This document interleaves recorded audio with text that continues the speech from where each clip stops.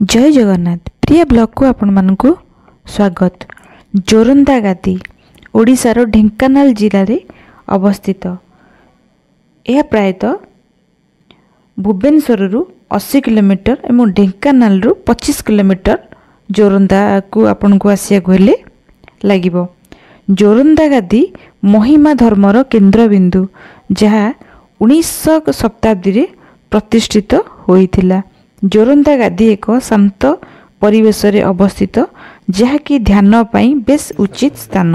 आसंतु अहिंसा प्रिय महिमा धर्म विषय रे किछि अधिक जानिबा। जक्का ब्रह्मपुर गुटे अछि जानिछ सेटे शेष काल हला प्रभु कहले सिद्ध बाबा को जोरंदा ग्राम रे महाशून्य को गमन कले कौन से देवादेवी मूर्ति नथिला। आम ये महाशून्य को गमन करेंगे ये नामधाम रही विश्वर प्राणी मैंने ये दर्शन करके आनंद अनुभूति करेंगे। से ढेंकानाल हरिकृष्ण बाबू कमिशनर सी दिल्ली कमिशन ठूँ अरुण मागिले महिमा स्वामी महिमा धर्म को प्रचार कर कौन कर आरेस्ट कर। संबलपुर पॉलिटिकल सी भी अरुण देला कोलकाता भेटरेणी सी भी कहला जब मानव होता नुहा संकुल बांध नचे तो देवतुल्य होता सोना संकुल बांध। ये नृसिंह बाबा गोटे केस हो जाता कौटी से ब्रिटिश शासन कर कोलकाता नृसिंह बाबा को जी नृसिंह कपिलास अच्छी शिव जी से नृसिंह बाबा की जन्म से नदी गोटे पार हे से आजिकल तो तार सबुआड़े माड़ी से तार नाला लाइन तार नावरी कला बाबा टे साइड करके नियो तारटा अच्छी पुलिस सांगे जाती भी सोधाबना करती बाबू सी कहीं शुणियो सोधा को से बोला गुरु करता आचस ना ना गोटे चापड़ा पकड़ते बेकटा टांगिना छिड़ी जाता से मन में भाविले कि ना से डंगार लगिगला बेलू बेकटा अटोमेटिक पानी छिड़ी पड़गला। से जो पासेंजर बदले पुलिस बस बोले हे बाबा कौन घटना तो कहीं हारे कौन अटोमेटिक तार बेकटा छिड़ी पड़गला। से कहले तेमे तो जोटा मुझे कौन जानी प्रभु इे सपने भेटरे जाणी सपने कही माँ आ शून्यपुर सीधे साथ माने धर्म प्रचार कौन कर तू जहाँ जहाँ देवा कथा कहला सी आश्चर्य भागी बोला कौन गोटे स्वप्न दृश्य है कि गोटे कहला भाया कहला कौन गोटे नृसिंह बाबा कि हम सिद्ध पुरुष बोली कहते सी जो जा पहुँचीगला सी देखिक से जीवन सीधा पुरुष भी देखी नी कहला हे महात्मा तुम किसी दोष ना तुम ये खर्चटा नहीं तुम राज्य को पड़े जाओ ना ना ना आम खर्च किसी दरकार नहीं आम मागी मागिया खाई पलि जीव से 2 दिन आसिक ये पहुँचीगल ढेंकानाल जिले में प्रभु खेल कर कहले प्रभु कहले प्रभु आ भेकबाना मारा होगा आप भेकबाना दिखाँ ना ना ना तुम भेकबाना चली पारनि तुम्हें कोपनी बाना पिंधिकी महलपड़े जा महलपड़ा गोटे ढेंकानाल लास्ट जोटा कटक ढेंकानाल लास्ट ये समाधि भी होती जो आसिले ये ग्राम लोग कहले भक्त पिता माता आम ये महाशून्य को गमन करेंगे ये नामधाम रश्वर प्राणी मैंने दर्शन करके आनंद अनुभूति करेंगे। शून्य गले सब सिद्ध साधु मैंने नाम भजन कले मंगल राति बुध पाती जो रातिर शून्य बाणी है बोले प्रभुंर कड़बड़ आ भग्न हेनी 2000 पत्थर गदा होता आ प्रभुंर कड़बड़ को आज कोलकाता मिस्त्री आसिक सब पत्थर खोलता हेले हरिकृष्ण कमिशनर सब पुलिस धरिकी आसिक गाँव लोग पचारे महिमा साहेब महिमा धर्म जो प्रचार करते कड़े गले से ना से जंगल साधु मैंने सब समाधि कर बत्ती लगी नाम भजन कर आसिले मंदिर टी बाबा पचारे महिमा साहेब महिमा धर्म जो प्रचार करते कड़े गले ना से महाशून्य विराजमान होते महाशून्य को गमन कले ना ये कौन कर ना ये कलबर समाधि कर नाम भजन हो बत्ती लगी ना तुमको आरेस्ट करदेवी ना आम त्याग कर तुम कौन कर तार कौन गोटे भक्ति है अच्छा आम ताड़ी देखू 2 दिन है समाधि है ना ताड़ी लोक लगे लगला माने ब्रिटिश कथा हाथ समझे मानती तो 5 जाइन रे खोलला जो आ कि आद्यंत कड़बर अंतर्ध्यान हो आसिक राजा संभाली पाइलानी प्रभु कड़बर को यहाँ नवखंड पृथ्वी जानी पृथ्वीटा 9 खंड जंट होगी खंडे से थरे देला जो सी आश्चर्य होगी बोला बाबाजी कौन तंत्र मंत्र साधना कर दिया आरेस्ट कर बोली अरड़ देदेला अरदेला 4 मूर्ति की बाबा को बांधदेला कि बाबा डरिकी पलि गले पलि जा भितर से घोड़े बस गला झाड़ फाड़ सब धर कोर्ट को से महानदी शଯ୍ୟାରେ ମଝିରେ ପହଞ୍ଚି ଖସିକି ମୃତ୍ୟୁ ହେଲା ଆଉ।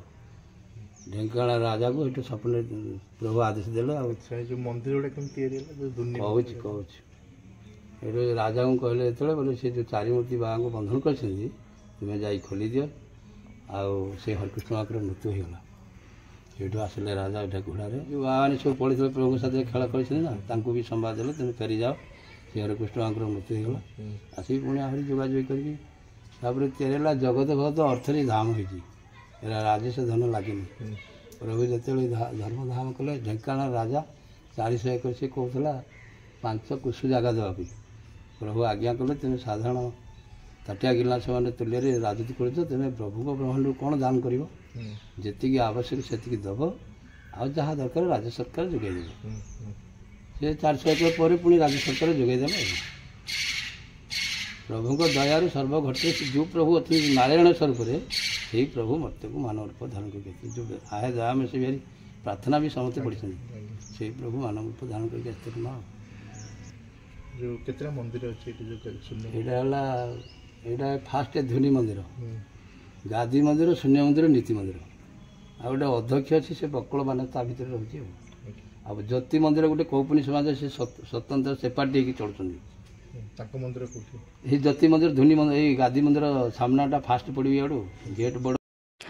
ମହିମା ଧର୍ମର ଅନନ୍ୟ ଏବଂ ଅଲୌକିକ ମଠ ହେଉଛି ଜୋରନ୍ଦା ଗାଦି। ଏହି ଗାଦି ଯଥା 3ଟି ଗ୍ରାମ ଯଥା ଜୋରନ୍ଦା, ପାଟଣା ଏବଂ ନାଗିମା ମିଳିତ ଭାବରେ ରହିଛି। ମହିମା ଧର୍ମର ମୂଳ ଆଧାର ନିରାକାରବାଦ, ଶୂନ୍ୟ ପୁରୁଷ ଉପରେ ଆଧାରିତ। ଏହା ଓଡ଼ିଶାର ମୌଳିକ ଆରାଧନା ସୂର୍ଯ୍ୟ ପୂଜାର ଏକ ବିଶେଷ ଅଂଶ। ମହିମା ଧର୍ମର ଅନୁଗାମୀମାନେ ପ୍ରଭୁ ସୂର୍ଯ୍ୟ ଦେବତାଙ୍କୁ ପୂଜା କରନ୍ତି, କିନ୍ତୁ ଏହା ସମ୍ପୂର୍ଣ୍ଣ ମିଥ୍ୟା ଅଟେ। ସେମାନେ କେବଳ ସୂର୍ଯ୍ୟଙ୍କ ଆଡ଼କୁ ଅନାଇ ପ୍ରାର୍ଥନା କରନ୍ତି, କାରଣ ଏହା ଏକାଗ୍ରତାର ଦିଗ ସ୍ଥିର କରିଥାଏ। 20 ଶତାବ୍ଦୀରେ ଏହି ମନ୍ଦିର ନିର୍ମିତ ହୋଇଥିଲା। ଏଇ ଜାଗାରେ ଆପଣ ଦେଖୁଛନ୍ତି ଏଇଟା ଧୂନି ଏଇ ଜାଗାରେ ଜଳୁଛି, କିନ୍ତୁ ଏହା 14ଶ ଶତାବ୍ଦୀରୁ ବିଦ୍ୟମାନ ଥିଲା।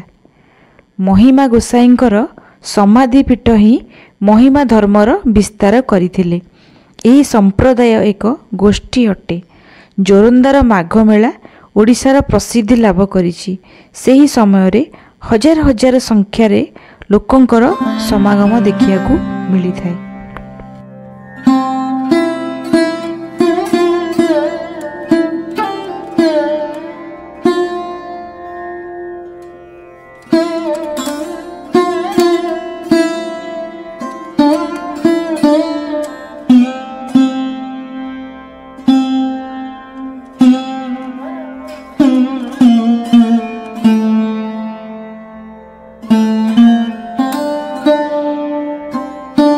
ଗୋସାଇଁ ଧ୍ୟାନରେ ବସି ତାଙ୍କର ଉପଦେଶକୁ ପ୍ରଚାର କରାଇଥିଲେ।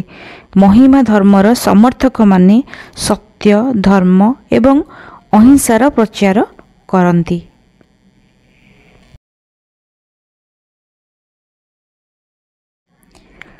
ମହିମା ସ୍ୱାମୀ 1876 ମସିହାରେ ନିର୍ବାଣ ପ୍ରାପ୍ତ କରିଥିଲେ, ଯେଉଁ ଜାଗାରେ ତାଙ୍କ ଭକ୍ତମାନେ ମହିମା ଗାଦି ନିର୍ମାଣ କରି ତାଙ୍କ ଶିକ୍ଷାର ପ୍ରଚାର ଏବଂ ପ୍ରସାର କରୁଛନ୍ତି। ମହିମା ଗୋସାଇଁ ତାଙ୍କ ଶିଷ୍ୟମାନଙ୍କୁ କହିଲେ, ଜକାରେ କହିଲେ, ଏବେ ତାଙ୍କ ନିଜ ପୁରକୁ ଫେରିଯିବାର ସମୟ ଆସିଗଲାଣି। ଏକଥା ଶୁଣିଲେ ଦାମ ବେହେରା, ଯିଏକି ଥିଲେ ତାଙ୍କ ଭକ୍ତ, କହିଲେ, ଆପଣ ଯିବେ, ହେଲେ ଯିବା ପୂର୍ବରୁ ଆମ ଗ୍ରାମରେ ମାନେ ଜୋରନ୍ଦାରେ ଟିକେ ପାଦ ପକାଇ ଆପଣ ଯିବେ। ସେଇ ଭକ୍ତର କଥା ଶୁଣି ମହିମା ଗୋସ୍ୱାମୀ ତାଙ୍କ ଭକ୍ତର କଥାକୁ କାଟି ନ ପାରି এই ଜାଗାକୁ ଆସିଥିଲେ। 1876 ମସିହା ଫାଲ୍ଗୁନ ମାସ ଶୁକ୍ଳ ଚତୁର୍ଥୀ ତିଥିରେ ଜୋରନ୍ଦା ଶୂନ୍ୟ ମନ୍ଦିରଠାରେ ଧ୍ୟାନରେ ବସି ନିର୍ବାଣ ପ୍ରାପ୍ତ ବା ଶୂନ୍ୟ ହୋଇଯାଇଥିଲେ।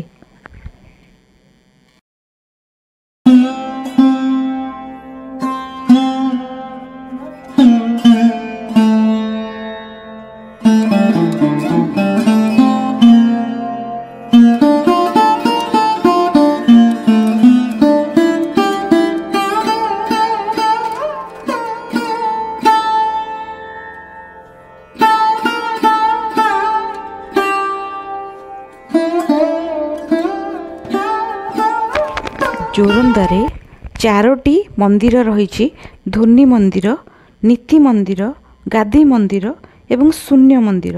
आउ गोटे मंदिर रही अखंड ज्योति मंदिर, जहाँकि आउ एक संप्रदायंकर मंदिर सेठारे रही। नीति मंदिर रे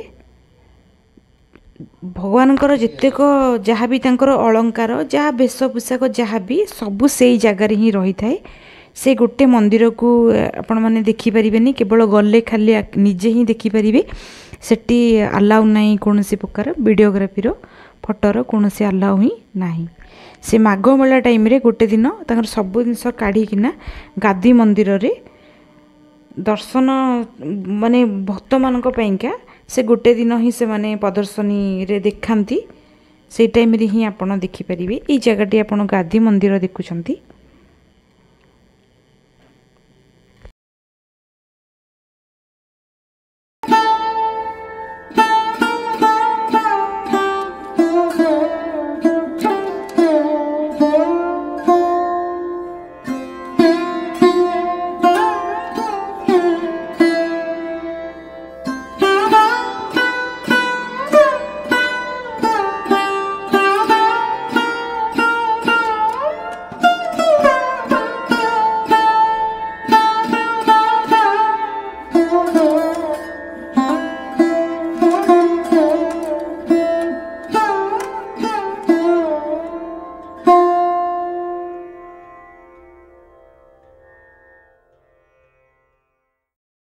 यही जगहटी रोचे शून्य मंदिर, जोटी की महिमा स्वामी यही जगह शून्य होई जाइतिले।